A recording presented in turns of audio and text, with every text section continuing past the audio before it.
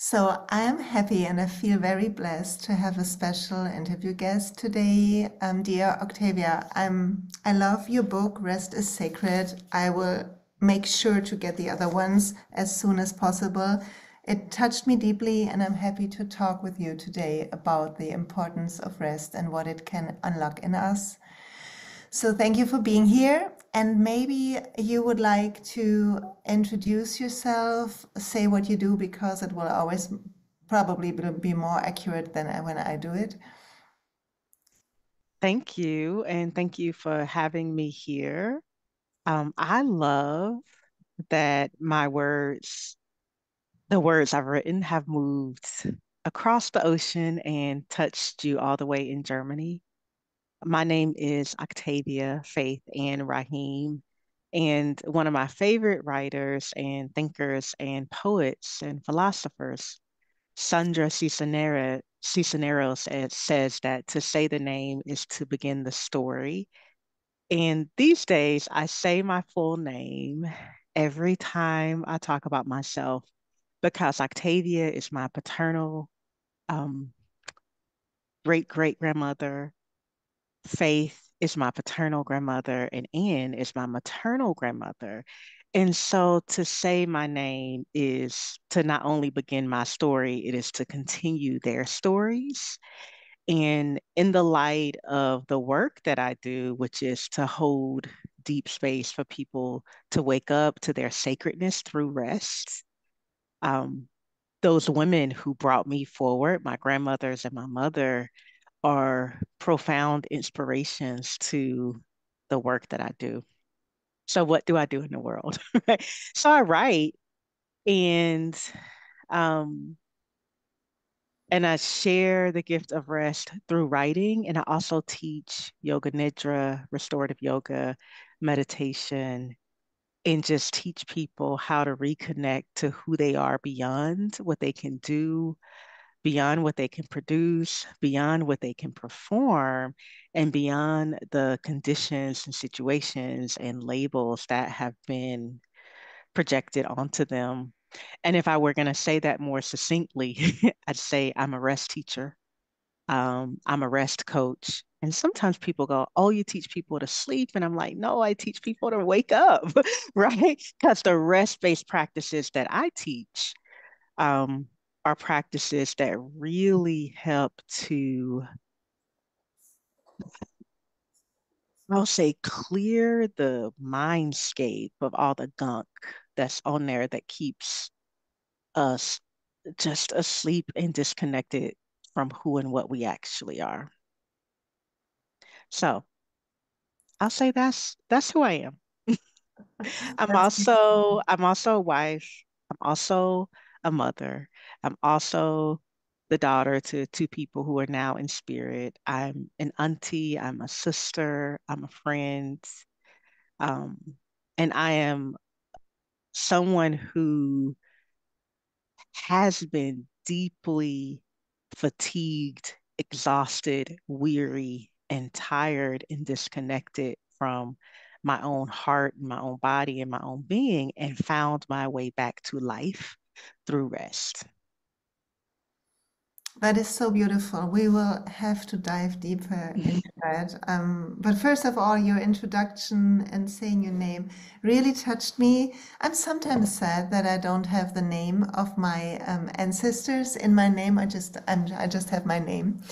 But it Hmm. was a fashion like that in Germany when I was born, and that was Hmm. beautiful to listen to you. I know that we are, of course, connected, but that's a beautiful Yeah, way to look at it. Love thank that. you. So let's maybe start with your own story, which is also in the book, not mainly, but it is in there. But in your own words, it will probably describe it more. I know that a lot of people try to rest more, but it's hard for us because there seems to be something like we are all I have sometimes the feeling we are all chasing something in the outside, which is originally in our Mm. inside. So, Mm. how did you wake up to the practice of rest? How did that happen? It's been a slow intentional, deliberate, and steady journey.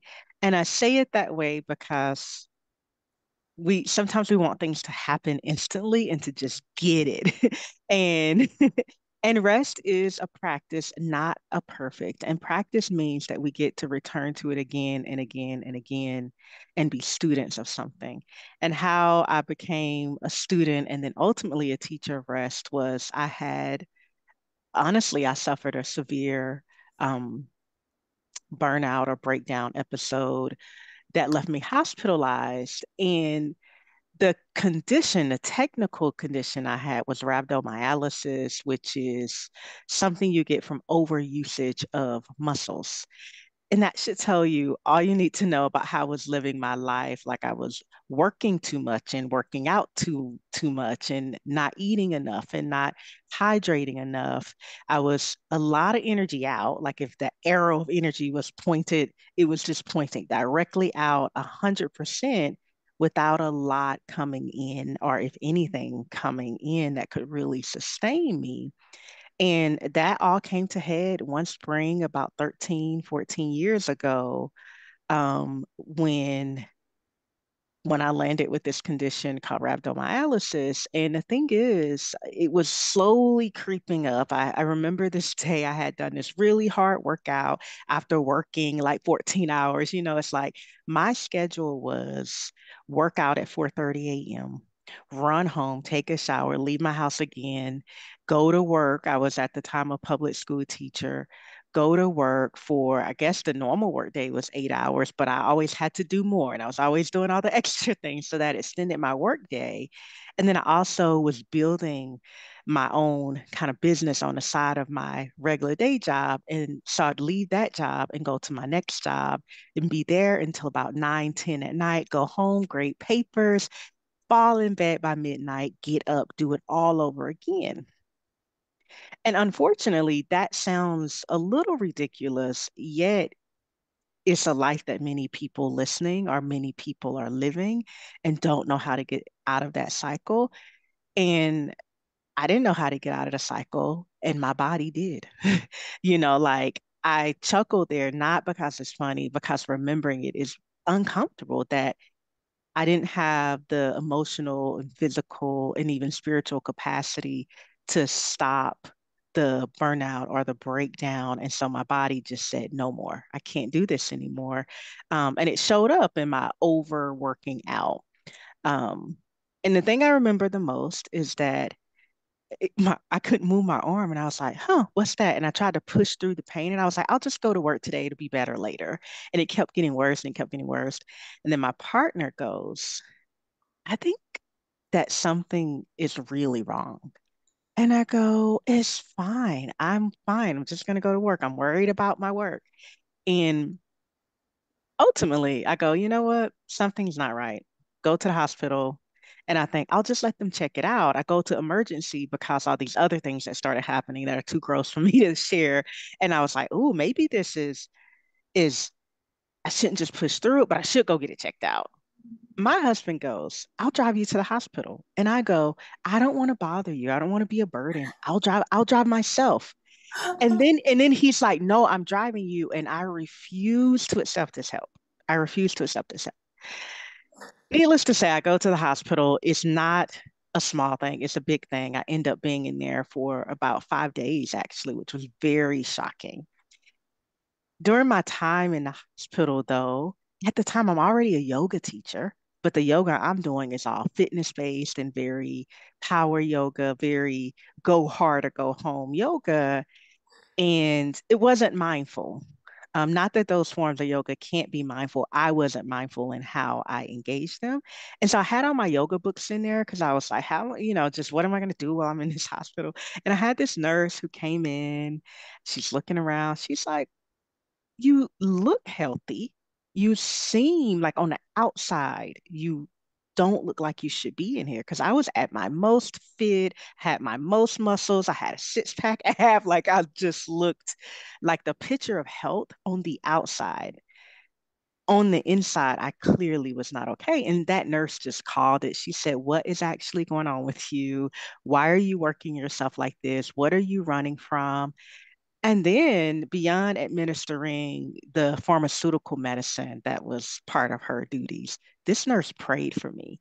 And what she prayed for me was that she actually spoke the scripture over me, which is Psalms 46:10, be still and know. And I remember just sobbing, and I said, I don't know how to be still. I'm afraid of being still. What do you mean, be still? If I'm still, who's going to do all this other shit? Excuse my language. I just didn't know how to be still. But what she did now as a teacher, I really understand that sometimes you can be with people and they can share or transmit their peace and compassion to you.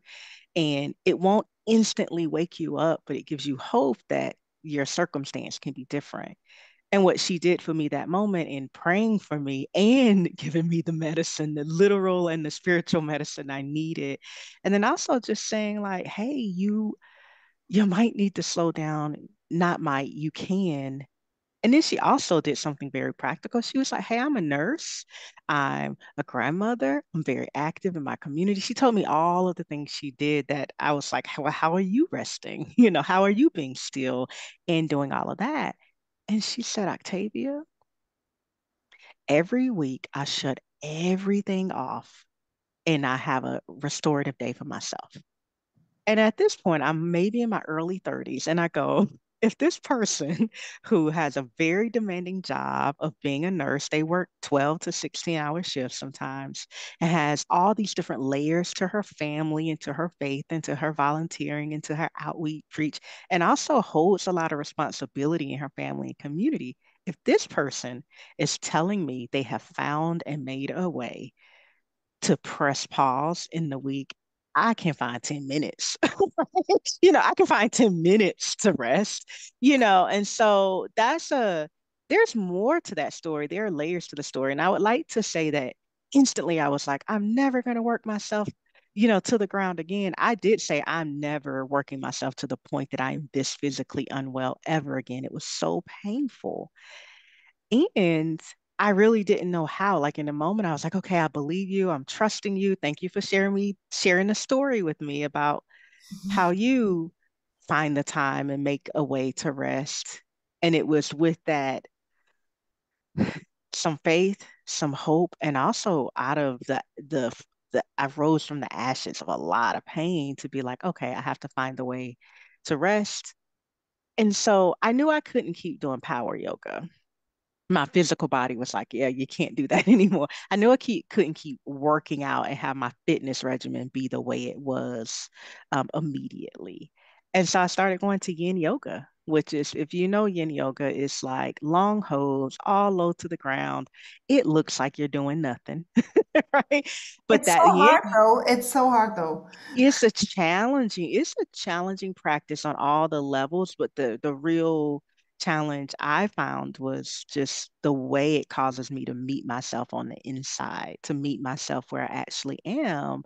And in the yin practice, you realize that the only way out is in and then through, right? You can't escape yourself. And so I would say my yin yoga practice was actually my bridge from doing all these things that exhausted me to doing something that might have challenged me internally, yet it was also nourishing. And from there, it was more of a meditation practice, more tolerance for the restorative yoga. And ultimately, I found my way to yoga nidra, which is the most restful and awakening practice I've ever practiced or taught. Beautiful. Oh, thank you Yeah. for sharing. Um, when I read your book, first of all, it's like when somebody is a rest teacher, and I'm still unlearning the conditioning of doing too much and being too busy. So that's really inspiring and giving hope Mhm. to read a book and see that someone is going the same path but is a little bit in front, maybe. But you share also in one of the first pages that it's also about learning how to feel worthy of rest. Mhm. And I think that really hits into the heart of a lot of, especially women, if I can say that. For me, the the urge to rest more came with perimenopause and menopause. Mhm. To see that my body is creating so much heat when I was in stress and doing too much, and really like kind of saying, well, we are not Mhm. going to let you do this anymore. But it is still, we are kind of, I meet a lot of women and myself too. I think sometimes we are trying to run so hard to get acknowledgements Mhm. and be seen and everything like that. So maybe you can share a little of your thoughts about that. Yes. Thank you for sharing a little about yourself it resonates, right? It feels important to name that this individual condition we're naming of exhaustion, of fighting and literally breaking down to prove worthiness is also very much fed by a system, right? That tells us, treats us, has whole laws and cultural practices built into place to attempt to affirm that we are not worthy. And then we internalize that, right? So I also there's definitely a system benefiting off our exhaustion. And we also must be individually and collectively responsible for disrupting that exhaustion, that engine of exhaustion, if you will. And and so I want to name that because sometimes in kind of the I don't know if I want to call it self-help or wellness world, it can feel very much like there is something wrong with you. You are just the problem. If you could just figure it out. And it's so important to acknowledge that there is a lot conspiring to ensure that folks don't feel worthy and think that the way to access that worthiness is beyond themselves, because that's going to keep you purchasing stuff. That's going to keep you buying. That's going to keep you under that person's foot. Um, And so here's an interesting thing. The more when I started doing practices that invited me to slow down and then get still, it is it's in the pause. The pause is such a place of possibility and power. And even just 1 minute of pausing, you get a glimpse of who you are when you're not doing. You can start to see more clearly beyond the cosmic illusions and the systemic ones, who and what you are. And I'm saying that to say that the more we rest, the more we can see ourselves, but then it's hard to even come to a place of, I can rest. And I'm saying that to say, you can rest and start with 1 minute, that 1 minute of pause, right? And so I'll back up. What you said is worthiness. We're trying to prove that we're worthy. This may seem to oversimplify the complexity and weightiness of the challenge.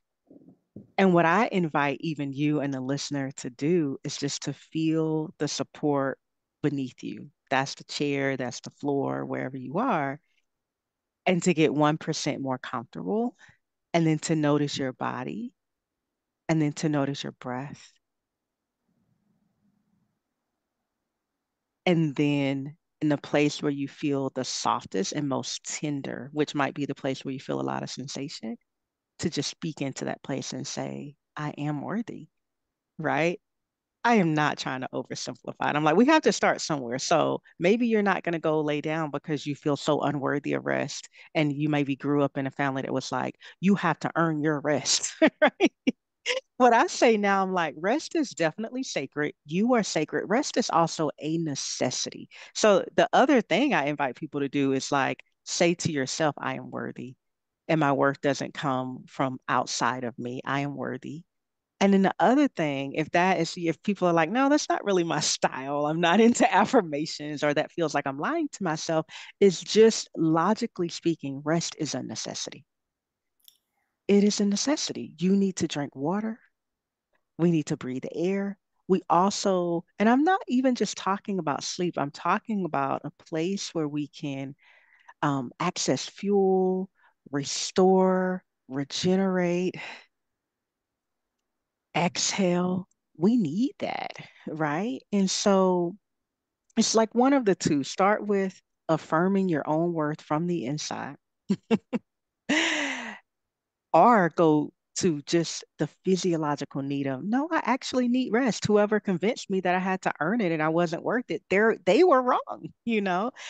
And then the other thing I will say is when people often ask, well, Octavia, I don't know how to rest. Where do I start with rest? And I always say, well, start with slowing down, right? If you move like this and my hands are waving kind of frantically and really fast, then just slow down by 1% of that, which might almost feel, if I'm looking at you, it might not be perceptible to my eye, but your body and nervous system will register, oh, there's a little bit of slowing down. You don't press the brake immediately when you've been running because that's startling to your system, right? So I always tell people start with slowing down and then move to observing the natural pauses that exist between your breath, between the words you speak, sun up, sun down. Like there's so many naturally occurring pauses all day, every day. And then the third step will be, and then extend the pause.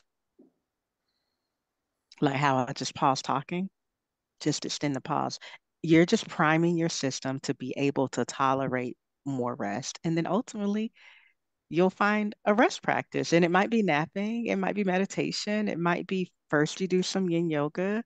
I advocate for yoga nidra. I think it's one of the most powerful practices and it feels really accessible. Um, if I could just the listener, I just want to simply say to the listener, as you are, you're worthy. Like, period. And keep returning to that. Play this over and over, say it over and over to yourself, and then just sit down into that truth. Um, and I say that as someone who is really ambitious. I've written 3 books in 3 years. I know there's something profound for me to do here on this earth. I feel like I'm here at this time for a reason and a meaningful reason. Why am I saying all this? Because sometimes people are like, I got stuff to do. I can't just be laying around. That's not what I'm talking about. I'm also talking about rest as a practice that allows us to start to be more masterful in our discernment of what is ours to do and what is not ours to do. Because so much of what I see exhausting really powerful women is we're doing everybody else's work and we haven't gotten to the sacred work that's actually ours to be doing. Um, and there's a lot of distractions. So I So think true. the question you asked is, we don't feel to feel worthy. And I maybe went too simple in being like, the thing is, it's just not true. Like you really were born worthy. I get all the layers of we got a lot of conditioning. I got a lot of conditioning. And rest disrupts that conditioning. And it's if there were, this sounds like a contradiction almost, but if there were a practice that I was going to tell people to fight for, I'd say fight for your rest. You know, you know, like, and then the other thing, just practically speaking, because sometimes I meet a lot of people who go, I don't have time to rest.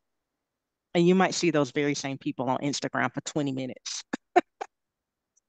And I'm like, on my website right now, I have rest practices that range from 3 minutes to 26 minutes that are complimentary and you can download them, right? So we get to make different choices, right? Pay attention to how you're using your time and your energy. And is it depleting? Is it nourishing? Or is it agitating? Or like what is actually happening when you engage in certain behaviors over and over? um, that's helpful too, right? 100%. And I totally agree that there's a whole system keeping us exhausted and keeping Hmm. us thinking we are lacking of something. So we keep on buying and running and everything. So 100% on that. And plus, I have the feeling that sometimes we run away from rest. That's what I Mm, noticed when I started resting more. I had so many tears come up. And at first that really frightened me because it was like I think a whole year I was crying every day. And I wasn't my life was fine, but there was so much old grief in my cells and my bones that yes. needed to come out and still sometimes does. But it was a long time. It felt easier. It wasn't, but it felt easier to run away from that grief coming up instead of Mm. resting, letting it come, and then recognizing it will just flow away and there will be peace beyond it. So maybe you can say something Thank you for about, saying that because that is true. That's what I was doing when I exhausted myself until I ended up in the hospital. It's like I'm just running, I'm running. If I keep doing, if I keep going, if I keep climbing, I don't have to feel. Um, I don't have to face my feelings. And that's really human. And you said, like it felt easy, but it really wasn't. Well, it kind of was easy to just keep avoiding that. The thing is, it catches up with us some way, somehow. yeah. I teach rest sometimes one to one, far less one to one these days, more in a group or a community, because that sense of being held not just by the practice, not just by the earth and the floor, but being with a kind of sacred and safe community of people who are also resting, who the person beside you might be crying too, right? Like, it helps you to feel less alone, but also when there's been contraction in the body or the nervous system, and there's even just a little space to let some of that go, that release might show up as tears. It might show up as laughter. It might show up as an automatic sigh that you didn't make happen because the body's really wise and intelligent and it responds to rest. When I'm teaching, especially a restorative yoga class where there's just a lot of support. And if the external eye it would just look like we're just laying around on all these pillows and blankets and stuff. But what I always say when I'm teaching that practice is whatever comes up to be released. And sometimes what comes up to be released, people are like, okay, Octavia, this feels very turbulent. It is really helpful then when you have like someone you really trust there with you as that comes up. And I always tell people, I'm like, well, if it's too much what's being released, move slowly, come out of the practice. Otherwise, if you can stay aware, it comes up, it goes away. And then one of my teachers, her name is Dr. Gail Parker, and she retired from being a psychologist, but she has 50 years of experience as a psychologist. She's also a yoga therapist, and she's been a yogi for 60 years, right? So she's always been fusing the two. And one thing she taught me, and she could probably break down the physiology and what's happening in the nervous system. She said, in rest, when something comes up to be released, it never comes back. You know? And she's like, it doesn't mean like, oh, it's over. She's like, that aspect of whatever the thing was, there might be another layer to it, but it doesn't come back into the system. And as an embodied practice, I'm like, oh, I felt that true. And so for me, I'm like, okay, it takes courage to rest, many layers of courage, because what you just said is very true. Sometimes you're like, I just, why am I crying so much? And I have to ask you though, like, after you cried, how did you feel? Always felt lighter. At first, the first weeks when it started, when I engaged in a little like a lay down breath work and then Hmm. rested after the breath. So that was my kind of easy Hmm. way to do something active before you Beautiful. rest. Yeah. That was good. And I cried really hard, like really like something horrible happened, and it was like, and at first that frightened me, and my thoughts about what is wrong with me that I have to cry so hard didn't let me feel that light. But after I thought, well, it's probably normal, whatever I'm releasing. After that sunk in, I just felt lighter. And Mm, after a year or so, of course, still I'm touched sometimes when I rest, mhm. which I think is just human to feel Yes. the feelings and to see that still in my days I'm numbing sometimes myself. But to see that that also changes, that you can be lighter after a year of releasing and rest. Yeah. Yeah. And I read that in your book. I read that you also had there was something about sadness and release, and I felt so. I was like, yeah, I feel this. No, yeah, it's not just you. And part of that is, rest stimulates the parasympathetic nervous system, which is the part of the autonomic nervous system that controls our capacity to digest and process. And digestion is not just a metabolic experience that we have in the body. Everything that we have taken in has to be digested and processed. And when we just keep moving, we keep adding input and stimulus. And then when we slow down, things start to be able to be processed and digest. And what's beautiful about that is what's been nourishing about certain experiences can be assimilated, and what needs to be let go and processed through and released, I'm going to say, like as a toxin from your being, can now be released in rest. It's also why sometimes people just start laughing or they go, I feel so euphoric. And then sometimes people just fall asleep because they're physically tired, right? And so I'm so glad you brought that up, because if people start a rest practice and then they're like, I'm just crying, they might quit. They might become afraid. You're like, what is happening? I'm like, well, part of it is like you've been at this heightened state. And sometimes it's just pure relief. You're just like, I'm so relieved. And then sometimes it's just sometimes we know what's coming up to be processed and digested. And sometimes we just do not know that the nervous system is just having release. Um, I like to pair resting, and I learned this from Tracy Stanley and Dr. Shanti Takarante Perez. Like after rest practices, it's really important to journal,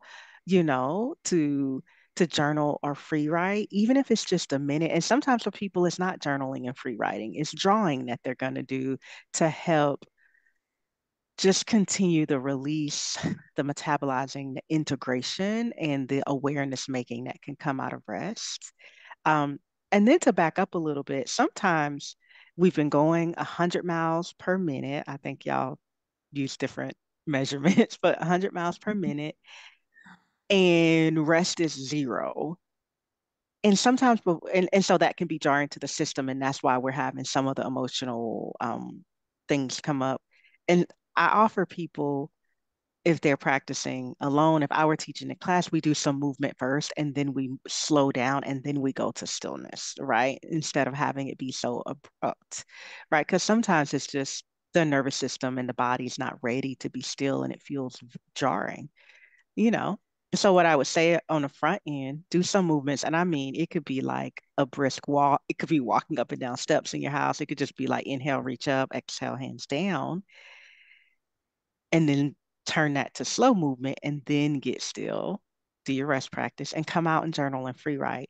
I know that has many steps, but that also can still be something that's 10 to 12 minutes a day. Yeah, that's beautiful. Yeah. And I will, of course, make sure that there's a link to your website and the rest practices so Yeah, everyone yeah. finds it.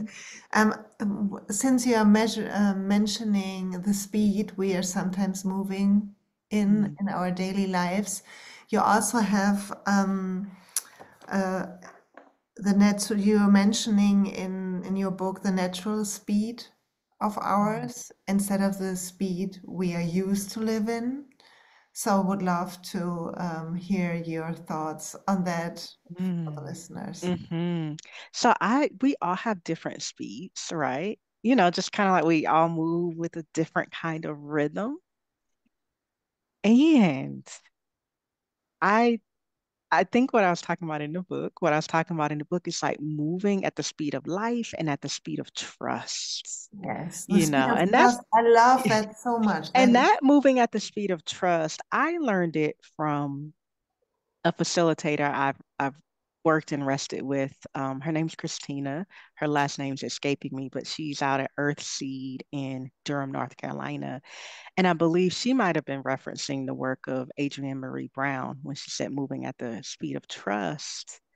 Um, and just if you even think about someone going on a walk with a trusted friend, how are you moving when you're in that space, you know, versus not? And just what the speed of trust really is, as a phrase to me, is an invitation to think about, um, to be aware of the pace you're moving at and to slow it down by 1%. The other thing is moving at the speed of trust for work. What? Moving at the speed of trusting that your life is unfolding in divine timing, you know? Because when we're hurrying, I'm just like, I gotta get there. If I don't get there in this way, and I'm not saying be late, right?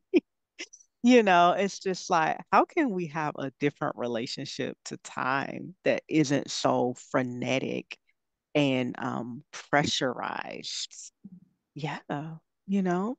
And I know what it feels like just in my life when I've been moving, like, I'll never get there. And here's the thing, you maybe get there faster if you go faster. You miss a lot of the process along the way.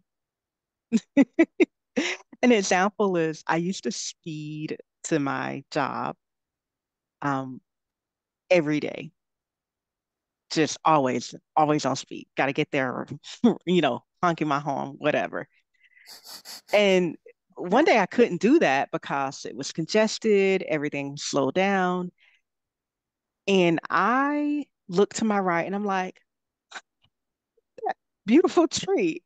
How long has that been there? And then I go, it's a tree. It's been there a very long time. I never noticed the tree because of how it's moving. And then I noticed all these other things around me, and I go, oh, I've literally been speeding down the same path for 4 years and never seen any of this stuff. And just arriving at the point, frazzled and barely present once I got there. And then, you know, I can't speed one day. And I have a completely different experience of driving the same route. And so, yeah, someone might prioritize, let me just get there over what's the experience of arriving. Yeah, And 100%. maybe it wasn't over 4 years, it was 1 year, like, but my point is that yes. And I would just invite you and the listener to contemplate for yourself, what does moving at a more natural speed, um, and at the speed of trust look and feel like for you? Um, And then I have an 8-year old, and I think about how he moves. Sometimes I'm like, he has no awareness of time.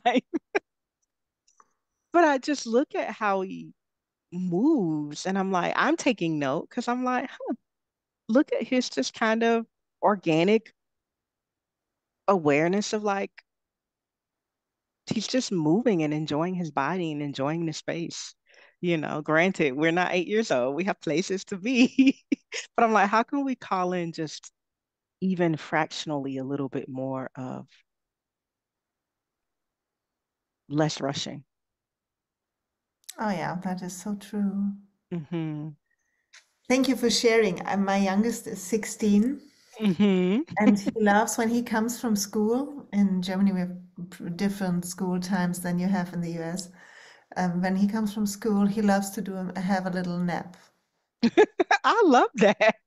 I know, and I was like, I thought that would stop at some age, but he's like, no, I love my naps. It's just so cozy. So he comes home, he eats, he has a nap, and then he does his stuff, sports and homework and whatever. And I'm like, yeah, for this year, it's my 2025 thing to have more naps.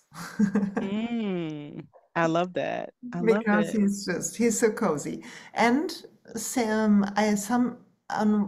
years ago I read a sentence, I think it was from Eckhart Tolle, who said that we are just missing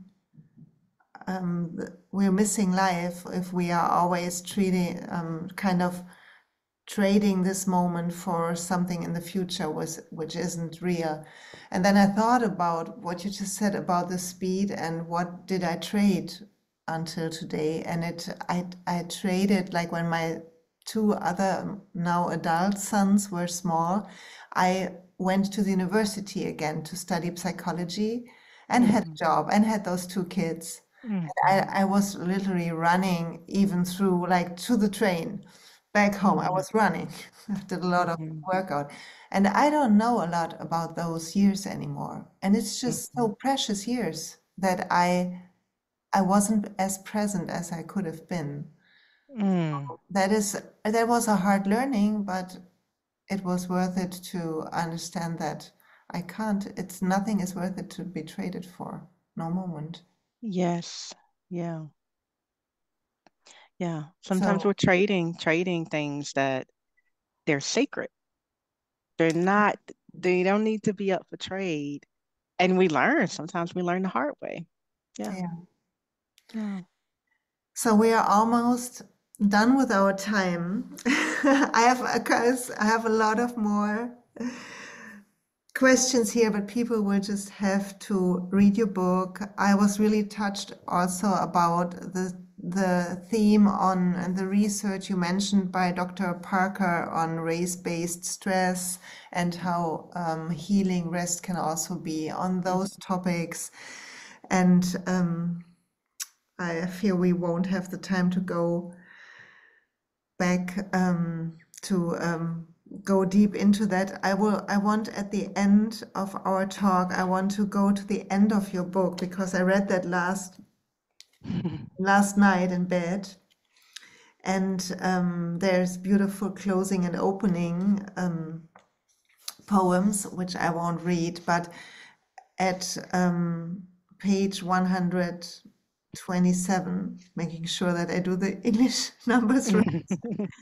Um, You write, they no longer ask, what do you do? They inquire and share, what are you here to heal within your lineage? And then there come a lot of touching questions, which I felt lead us to the core of what we are here to do to uncondition ourselves and or decondition, I don't know what the right word is, and meet the world with our true self.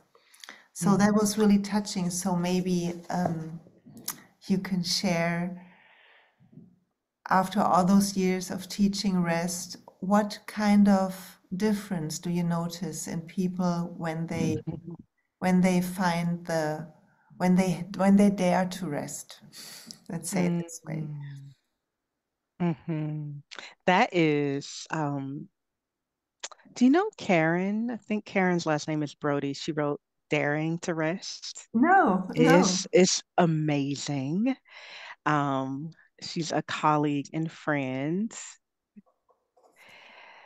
I'm blanking on lots of last names today. But when you said Daring to Rest, that's her. She wrote a book about it. It's a 40-day program. She also trains people to be Daring to Rest trainers.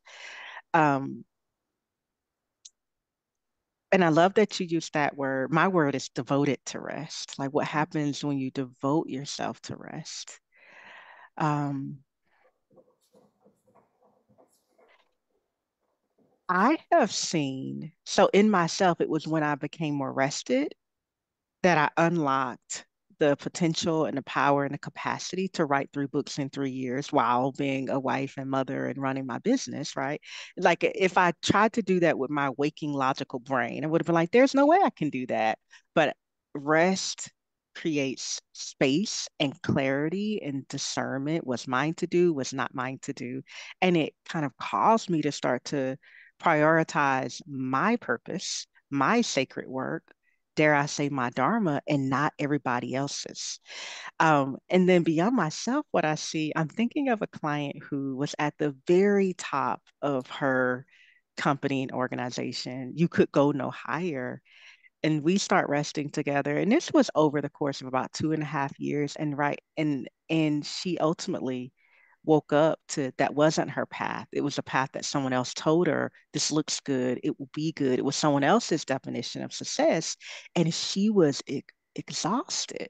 And it's like I could insert this is a recurring kind of narrative that I coach leaders through, particularly women through, is they're at the top, everything looks good, but it's not all good on the inside. And what rest allows them the sacred and safe space to do is to start admitting some of what doesn't feel good and to get more and more clear on what both they do not want and what they do want. And for me, wanting and desire the deep ones. I'm not talking about like, oh, I want the milkshake or whatever. That matters if that's what you want. But I'm talking about the deeper desires that kind of won't leave us alone. I'm like, those are your North Stars. That is pointing you toward what you're really here for. When you get underneath the stuff and underneath the external definitions of success, and you're like, but I feel called to do this. So what I see a lot is people start resting, it gets uncomfortable a little bit because it's gonna shake up some stuff, right? In a gentle way, like rest is this like a gentle uncovering. And back to the client I was talking about, they gracefully exited that that position in that post, left the country and live on new shores. And every time I engage with them, they look so free, so much lighter, so much brighter, and it's also freed up to do her true impactful work in the world, that also doesn't require her to sacrifice her health and well-being. And so I see that over and over and over again. And I'm sometimes like, I should partner with a researcher or someone to start to really understand what is happening. Why do people who devote themselves, and I'm not talking about they do nothing, they just lay around. I'm talking about people who devote themselves to rest, particularly through the modalities of yoga nidra and restorative yoga. There's this awakening to the deeper why am I here that occurs, and that awareness leads the practitioner to make choices in alignment with what is revealed to them in rest. And so you were looking at page 127, and I thought maybe I would just read it aloud since you started to read it so beautifully. And I feel like it's a good line of inquiry for all of us to hear and consider. And the third section of Rest is Sacred was I call it Rest is Revelation, meaning rest is a portal to great revealings, to uncoverings, and it's a portal to imagination, which imagination is one of the most underutilized resources for adults, right? We just kind of throw imagination by the wayside. And from my vantage point, the world that we now find ourselves in has a lot of nightmarish things happening. And we need to be able to imagine and dream a new world to actually create something new. Otherwise, we're just recycling all the madness. Rest also reconnects us to revelation and imagination in that capacity. So I titled the third part of the book, Rest is Revelation, because I want to invite adults back into the space of imagination, of daydreaming, because I actually think dreaming new dreams means that then we have a new vision for the world we want to create, and we can get on about the sacred work of doing that. So this almost last page of the book says, is my vision into the future. They no longer ask, what do you do? They inquire and share. What are you here to heal within your lineage? What are you here to rest or relieve within your lineage? What does your work allow you to heal within you? What does your work heal in the world? What part of you is allowed to rest or access relief through your work? What does your rest heal within you, the world? Mm.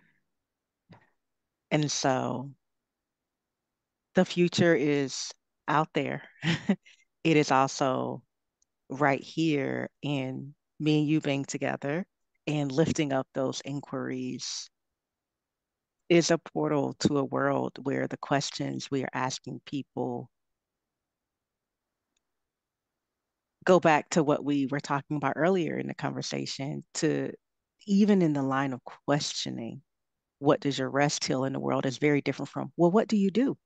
And so if someone says, what is your rest heal in the world? They're also saying, hey, you're valuable beyond the stuff you do.